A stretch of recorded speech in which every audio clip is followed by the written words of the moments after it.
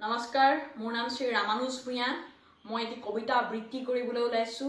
কবিতাটিৰ শিৰোনাম অসমীয়া ডেকাৰ উক্তি, কবি ৰূপকোঁৱৰ জ্যোতিপ্ৰসাদ আগৰৱালা।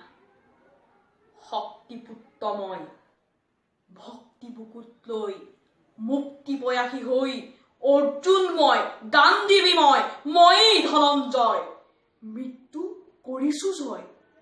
ময়েই অসমৰ, ময়েই ভাৰতৰ, ময়েই ডেকা ল'ৰা অগ্নিময়। ময়েই ভাৰতৰ নবীন সূৰ্য, পূৰ্বাচলত বজাও তুৰ্য। মোৰ পোহৰৰ গানে আকাশে আকাশে, দেশে মহাদেশে মুগ্ধ কৰিব আলোক যাত্ৰী।